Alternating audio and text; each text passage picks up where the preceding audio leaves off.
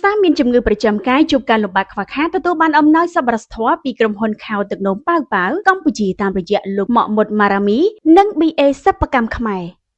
នៅថ្ងៃទី8 ខែកក្កដាឆ្នាំ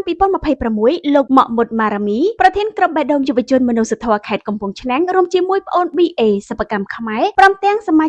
ជិកាក្រុមការងារបាននាំយកជំនួយដែលជាអំណោយការឧបត្ថម្ភរបស់ក្រុមហ៊ុនខោទឹកនោមប៉ាវកម្ពុជាជួយឧបត្ថម្ភដល់លោកឈ្មោះដាំសុកហៃដែលជាអ្នកជំងឺលាងឈាមអស់រយៈពេលជាង7ឆ្នាំនិងគ្រួសារកំពុងតែជួបការលំបាកខ្វះខាតរស់នៅក្នុងភូមិព្រៃខ្មែរឃុំរលាផ្អៀស្រុករលាផ្អៀក្នុងនោះអំណោយដែលទទួលបានរួមមាន1អង្ករ50គីឡូក្រាម2មី1កេស3សាច់ក្រក1គីឡូ4ទឹកត្រី1យួរ5ទឹកស៊ីអ៊ីវ1យួរ6ទឹកសុទ្ធសារ៉ូ1កេស7គ្រឿងទេស1ឈុតរួមនឹងថវិកាចំនួន50000រៀលក្នុងឱកាសនោះលោកម៉ាក់មុតម៉ារ៉ាមីប្រធានក្រុមបេះដូងយុវជនមនុស្សធម៌ខេត្តកំពង់ឆ្នាំងនិង BA សិប្បកម្មខ្មែរបានសំណេះសំណាលនិងលើកទឹកចិត្តជូនចំពោះលោកដាំសុកហៃនិងក្រុមគ្រួសារសូមកុំបាក់ទឹកចិត្តបន្តខិតខំថែរក្សាសុខភាពទៅតាមការណែនាំរបស់គ្រូពេទ្យដោយក្រោយពីការដឹងថានៃភាពអស់សង្ឃឹមនៃជំងឺរបស់គាត់ប្រចាំកាយអស់រយៈពេលជាយូរឆ្នាំនិងគ្មានលទ្ធភាពបន្តក្នុងនោះដែរប្អូនប្រុសជា BA សិប្បកម្មខ្មែរក៏សូមអំពាវនាវទៅដល់សប្បុរសជនដែលមានសទ្ធាជ្រះថ្លាចង់ជួយនៅទុក្ខលំបាកដល់ក្រុមគ្រួសារខាងលើ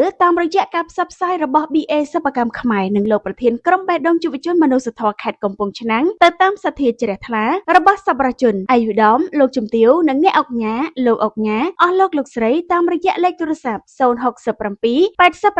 82 43ជាប្រព័ន្ធ Telegram ឬក៏តាម QR របស់គ្រួសារអ្នកជំងឺដែលមានជំងឺប្រចាំកាយជាយូរឆ្នាំដែលមានជីវភាពខ្វះខាតផ្ទាល់សូមអរគុណជាចុងក្រោយបងប្រុសដាំសុកហៃរួមទាំងក្រុមគ្រួសារដែលបានទទួលជំនួយសប្បុរសធម៌ពីក្រុមហ៊ុនខោទឹកនោមប៉ាវកម្ពុជាសូមគោរពជូនពរសូមទទួលបានសេចក្តីសុខសេចក្តីចម្រើនរួមទាំងក្រុមការងារជាពិសេសលោកអគ្គនាយកក្រុមហ៊ុនខោទឹកនោមប៉ាវកម្ពុជាព្រមទាំងក្រុមការងារ BA សិប្បកម្មខ្មែរគ្រប់ក្រុមគ្រួសារសូមឲ្យជួបតែពុទ្ធពរទាំងឡាយ4ប្រការគឺអាយុវណ្ណៈសុខៈពលៈនិងបដិភិនៈកុំបីឃ្លៀងឃ្លាតឡើយ